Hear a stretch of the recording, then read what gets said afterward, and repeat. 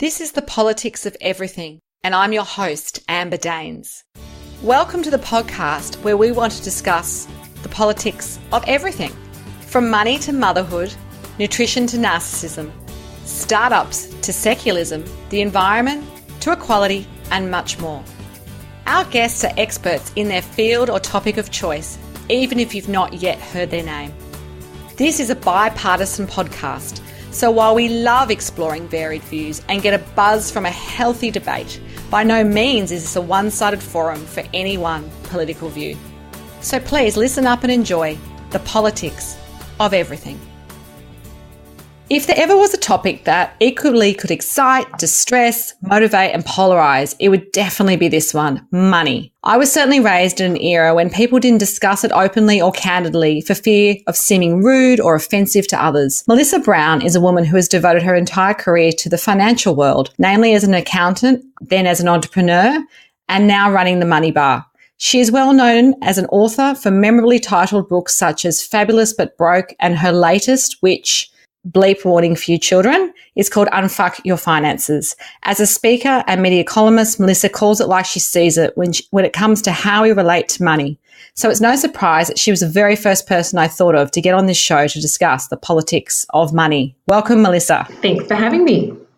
So as a kid, were you aware of money being a big deal, or how were your parents' attitudes towards money when you were growing up? Yeah, my dad was an accountant, so I was aware of money growing up because of the field that he was in, but I was also very aware that we didn't have very much. So we're from the western suburbs, and it was the open the cupboard and the sea of black and white. We had hand-me-down clothes. We shopped at St Vincent de Paul stores and thrift shops. So I was keenly aware we didn't have anything. And it wasn't until later on, probably in my teenage years, that the new car would occasionally turn up, or we'd go overseas for a holiday, and I couldn't understand, well, hang on, I thought we were poor. Now what's going on? So, and I realised now it was my dad doing tax minimisation and making sure he was able to retire at 50 and have the life he wanted.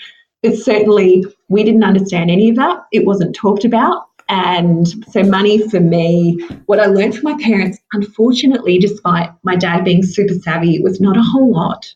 Wow. That doesn't sound dissimilar to most people's upbringings, I guess, in middle class Australia. And I even think today, when I'm thinking about my own kids, I don't really talk to them that openly about money and finances. Yeah. And I think the danger is we live in an era now of like plastic money, tap and go.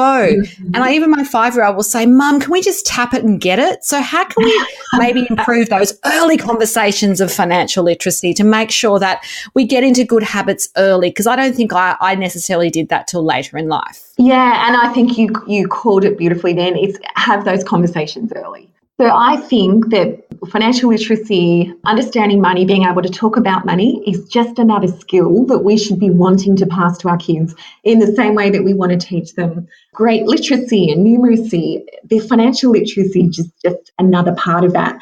And I think how we do that is by not being awkward about money. So over dinner conversations, including money as part of that. If you're going to buy an investment, explaining to your kids, well, this is why we're doing it. If things are a bit lean at the moment, explaining why they're lean, explaining how the household budget works and why when you're standing at Woolworths, they can't have that thing at the counter because there's no money for it at the moment. And I'm a huge fan of pocket money, where the pocket money is for a specific purpose so that kids understand, when that money runs out, there's no more. And that pocket money can be attached to a card because kids understand that now. And then they understand that the tap and go is not a magical thing, that it is quantifiable and it can run out. But having the conversations and realising it's Absolutely. So when do you think the best time is to get financial advice? And I guess, a lot of us don't even think about things like superannuation or insurance until there's big milestones, like your first big career job, getting married, getting divorced, inheriting money. How do you know when to get it? And also, what's the kind of litmus test of, are you just selling me lots of products that I don't need or don't want, or they're not suitable for me and I can't afford as well? So I think there's a lot in that question, but I just want to know about the journey of financial advice, because most of us put it off and we pay the price. Yeah, and it's funny, it's exactly what you said, where people will wait for those aha moments. I'm buying a house, or I'm needing to save for this, or crap, I need to start thinking about retirement. So that's kind of their aha moment to go and see a financial planner. Whereas really, if you saw a financial planner or a great financial strategist early, then the effects of that advice, particularly if you're in your early 20s, and if you can really start to understand the power of compound interest and starting early, it could really set you up for incredible success in life financially. But when it comes to product, that is absolutely problematic. And there is a commission going on in Australia at the moment where what they're finding, if with the big four banks, 68% of their financial planners are recommending internal products. So 68% of all products being sold are internal products. And 25% of that failed the better interest duty test, which means, am I better off being in that product? Which is really concerning. So my question really concerning. It is concerning. And I think that's hitting the nail on the head too. There's that thing of we need advice, but we're a little bit scared because these stories are coming out, and obviously there's a banking royal commission at the moment, and, financial planning hasn't got a great rep in a way because of that product link. So how do we get people to pay for advice as well? I mean, I think that's the other question. That's a tough question. And, I kind of feel like we have this reputation as a used car salesman. It is this shady reputation, and I really want to shake that. I think how you find the right person is by willing to pay for advice versus it being wrapped up in product. And we might not love that because we're used to it being wrapped up in product. But with that comes the idea that, it might not be the right thing for me because they're just going to flog me what they potentially will get a larger commission on, which the ability for that to happen is less and less because of the stricter guidelines that are happening, certainly in Australia. But I think we have to be prepared to get great strategic advice. So yes, there's a whole lot of products we could put our money into, but the strategy advice around how much of my money should I put somewhere, how long should I be doing it, how should I be setting up my bank accounts, if I got a pay rise, what should I be doing with it? Should I go and get earn more money? Should I be yet leveraging debt? So that sort of strategic advice, I think, is far more important than where should I put my money. So that's what you should be. Yeah, that's a really great way to think about it, actually, because I think we're all just caught up in product and most of us don't. Let's be honest, I don't know that I've read every kind of piece of, financial disclaimer advice that I've been sent. So having someone explaining the why would definitely help, I think, make me more excited about the process as well. Yeah, absolutely. And that's certainly my experience with clients. They want the strategy far more than they want the product. And the product's important, but the strategy is so much more important because the strategy is going to get them to where they want. And the product's just a vehicle. Do I want a Ford or a Hold? And ultimately, it's probably going to be the same, get me to the same place. But the type of car or where do I want to go in that car, that's the sexier question. That's the one we're not asking. Absolutely. So as women, we know that we retire, generally speaking, with far less superannuation. Some reports say around $120,000 less than a man of a similar age by the time we retire. Now, that's obviously due to career breaks, raising families, going into part-time work, or major setbacks in life, such as divorce, or maybe a lack of deep financial education that will allow us to put our money into better vehicles, as you say. You've got the accounting and financial planning business that helps, I guess, both men and women. But do you see a difference in the aptitude for that hardcore money talk about where are you at and how we're going to get you to where you need to be? Absolutely not with the aptitude. So women and men are absolutely as capable of handling and dealing and talking about money as each other. Women, and particularly women that are in a family, often have a far less tolerance for risk than a man might, just simply because they're not willing to bet the house. But certainly when it comes to the aptitude, both have the same aptitude, but I find that women aren't necessarily as willing to talk about it than men might. There's this ick factor. There's this, is it unfeminine for us to bring up money? Or is it more that it's not really my place? There is this real ick factor. Yeah, absolutely. Maybe in a couple situation, hey, like I'm thinking, the single women I know that might have gone through a divorce where they've left with not much, then that's a different sort of opportunity really. But I think when you are coupled up there is a tendency to just want to, you'll do your bit. And if money's not your thing, then maybe default to the man, which, is not ideal, but I think happens more often than perhaps we talk about. Yeah, and we just think, oh, well, it's all ours anyway, rather than thinking, I just need to make sure that I'm looked after within this couple, because that's what he would want or she would want, surely. So I think if you go into it with that idea, and for me, it's if you think you might be having a child or you want a career break, start putting more money into super younger. Or when you go and sit down with your partner and decide to have a child, say, right, during the 2 years when I'm going to be not working or part-time working, can you split your super with me? Can you contribute to my super for me? Like, how can we make sure that I'm not a disadvantage because of this choice? Yeah, I think that's really powerful. And I guess those conversations are happening more at a policy level as well, but we're not quite there yet. But I think it's important to have them as well. And it kind of feeds into that whole idea of we've got a relationship with money, good or bad. All of us as individuals do. And it's about the value we place on either having money in the bank or possessions or experiences. And that's what money allows us to do. So getting a bit personal now, what's been your money journey? How have you related to money over the years? It sounds like you had a certain childhood, and I know you now, Melissa, and I know you love beautiful things and amazing shoes, and you're impeccably dressed. So it seems a real extreme for perhaps where you began your childhood to where you are now. Yeah, absolutely. And I think for me, what I know now though, and it's one of those things that allow me great freedom with what I do. It's because I really want to enjoy today, which means I want to have great shoes. I want to have a fantastic wardrobe. I don't necessarily want to eat out or go on holidays. So I'm not trying to have it all. I'm choosing where I want to spend my money, but I'm also investing for the long term. But what I know deep within me is that I'm not what I have. And my dirty little secret is I know that my hubby and I could sell everything and live in the little rental property that we had when we first got together a decade ago.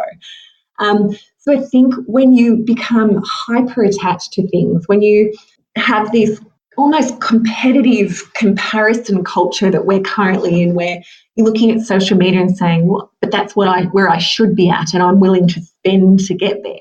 When you buy into that spending mentality, that's when you have problems. And I've certainly, if my biggest problems on my finance journey have been limiting beliefs.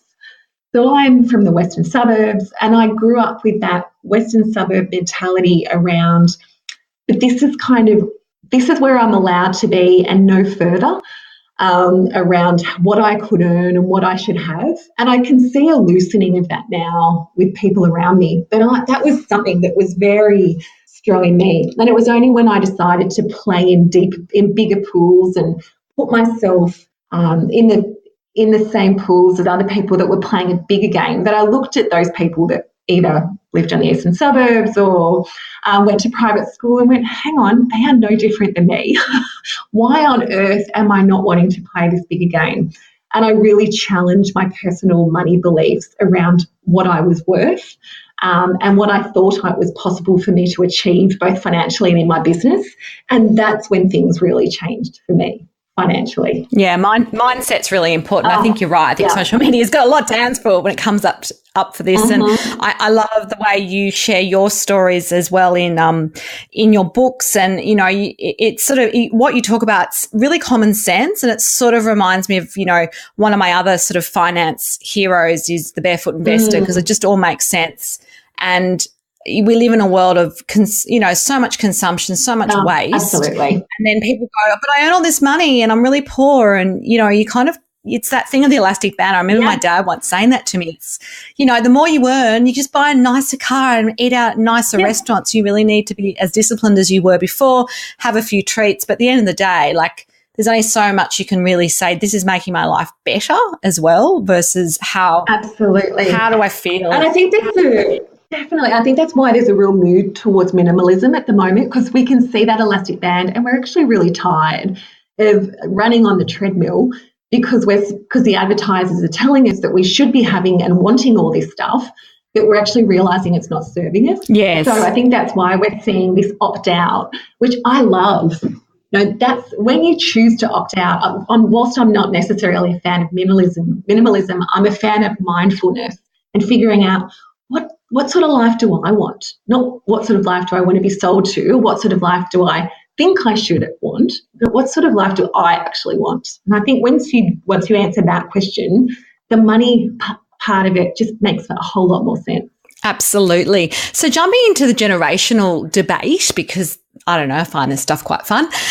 Do you think like the younger generations, you millennials, which, the oldest of which are sort of 35 mark now, Gen Ys, do they have different ideas about, say, us as Gen Xers or boomers? And can you lump people into buckets by age? Is it more about upbringing and personality and attachments to money rather than how you were raised in what era? I think it's really tough because I hate sweeping generalizations, and I definitely don't think you can throw all Gen Ys, all Gen Xs, and then all boomers into their own bucket and say, well, you're all naturally going to behave like this. I am definitely seeing that Gen Y and boomers, though, for example, behave very differently because the boomers grew up with parents that had been through the war and had seen this real lack, whereas millennials aren't seeing that. They're seeing their parents with a lot of stuff and spending and enjoying themselves and saying, hey, actually, I want some of that. And they want it early. My experience, I didn't even go overseas for the first time until I was 21. I was 21 when after uni I saved for my own trip backpacking around Europe. Mm-hmm. But now that's almost unheard of, and I know that cost of living pressures is one of the things why they stay home, then they travel. But I guess the challenge is, how do you educate different generations with the same rules when maybe their values are slightly different? I think that's what I'm getting. It definitely is, but it's also for millennials. It's what I'm seeing a lot of is they're either choosing to opt out because they honestly don't believe they're going to be able to buy their own home. So why not just enjoy now? Plus, they're actually more alike with the boomers than they think, because the boomers grew up in this period of real, Russia and America pointing missiles at one another and being quite scared. And millennials are facing that at the moment with the USA and North Korea and so much conflict and turmoil in the world, and this feeling of let's just enjoy now because who knows what 3 years is going to be like. Yeah, that makes sense. The ramp of technology. So I think it's for millennials particularly understanding that time is on your side, especially in Australia. You're having super paid into from the minute you started work, which Gen X and the boomers didn't have. So you actually are better off than you think. And then Gen X really is that sandwich generation where for them it can be incredibly problematic. And, we're generally a bit more cynical. So it's actually doing something about your finances and choosing to have that aha moment earlier rather than waiting, because we're going to live longer than our parents did. And we want to make sure that we're not relying on our parents for inheritance in order to fund our retirement. That's a great point. So your latest book, Unfuck Your Finances, is a provocative name to say the least. You've done so well with it, and I see it in all these bestseller lists, so well done there. Thank you. What are you hoping to achieve by writing such a book, besides us all saying that word and having to bleep out names? Yeah, exactly. Oh, look, I really wanted us to have a real conversation about money. For me, there is so much information out there about money. For me, money is very similar to food. When it comes to food, the recipe should be energy and should be less or equal to energy going out. Yet certainly in Western countries, we're getting fatter than ever before and unhealthier. And there's all these diseases like heart disease and diabetes that are on the rise. Yet it really should be simple. But it's because of this relationship that we have with food that's a bit toxic. And I see the same with money. So what I wanted to do is address that. Say, you know what, if we can just figure out what we value, what we think about money, what we actually want to have, and how to actually break the hold money has on us, and then start to have that great conversation about debt and investments and all the rest of it. But essentially, it was starting a conversation about money that is something that perhaps a Gen X or a Gen Y had never thought about before. And that's certainly the feedback I'm getting is, I hadn't thought about that, or I hadn't realised that belief was holding me back, or wow, I hadn't thought that the fact that I thought I should have a home, I was sabotaging that because I really don't want it, because I want to travel the world, but I could have an investment property or shares instead, and I'd be excited about that. So I really wanted to have this different conversation about money. Absolutely. And I think you've definitely started that conversation. And it's amazing how just by packaging something up like that, people find that much more accessible than having, like you say, there's so much information out there, but I must admit, like, it's hard to piece together. It's hard to want to be engaged because you're thinking, well, you know, that's being written because that person's selling that product, or that just because they want to get lots of clicks and likes, so they're putting that on social media. You kind of want the advice without the kind of fluff and the you know, the kind of build up in some ways. And I think that's really what a book like yours does, and I think that's what you've been able to achieve. So, as I said, well done. Thank you. And I think that's why Scott Pate with the Barefoot Investor's done so well, because he's just said this is how it is. And his book appeals to kind of the family market, whereas mine's more Gen X, Gen Y, but two both doing a really similar thing.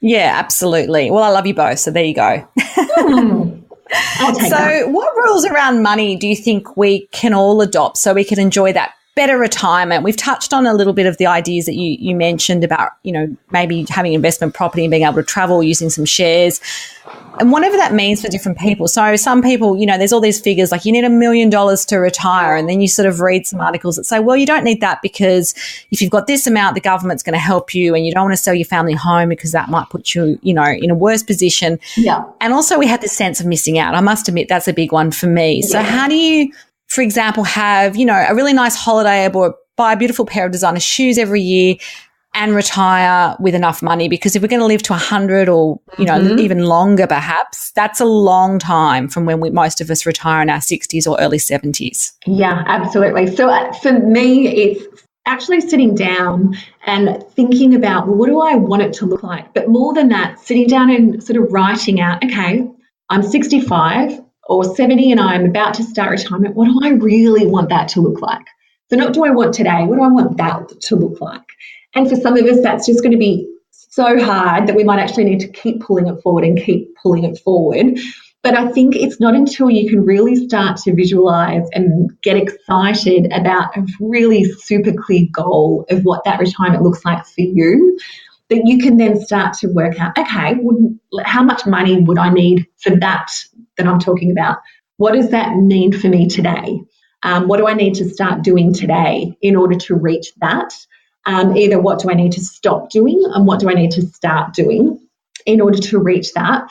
And then if that doesn't sit right, do I need to either change the vision of what I want retirement to be because I'm not prepared to sacrifice the enjoyment today for that? Or do I need to go and find more income so that I can have the best of both worlds? But I think we need to be prepared that we're either going to need more income now or that we're going to dial down what retirement's going to look like, because if we're not prepared to sacrifice today. Yeah, I think it's the idea that you put a line in the sand, you start working forever is probably over. And I feel like some people work a day or two a week, you know, if they want to semi-retire, so they've got more flexibility because they can afford it, but just keep. I can't imagine ever not working. Like that for me is just not in my DNA. So I'm with you, and my vision of retirement is more has words like freedom and option and the ability to work or choose not to work if I want to. Yeah, that's really great. So I'm a big believer that people don't get to where they are without special guidance in their life. Is there any mentors, either well-known or not, that you can draw upon that you inspired you or, you know, motivated you or taught you some of the tools which you share now? And who were they and what did they teach you? Yeah, so two of my absolute hero mentors are my grandma and my nana, and my grandpop. So my grandma and my grandpop. My grandma was an entrepreneur, so she started a cafe during the war, and my grandparents were able to buy their first house off the back of her business, which I find quite extraordinary. That's incredible. And imagine that. Oh, so cool. And then the two of them saved money on their retirement while they were retiring. So they were only on a Centrelink pension. They'd go off for 6 months every year because they couldn't stand the cold. So they'd take off in their caravan north. And so they lived the life they want, but they didn't settle and they did it on a pension. So for me, they're just so total financial rock stars. And my nana fled Hong Kong at the war to come to Australia. and to this sort of backwater, where on earth have I ended up? Oh, I bet. Imagine that. Culture shock. Absolutely. So I totally grabbed a lot of that Eastern way of thinking from her, which I'm so thankful for, because I really have these two completely different ways of looking at things, which has really held me in great stead over the years. But also it's the non-people in my life. So Melissa Browne and Jim Collins are just two total rock stars.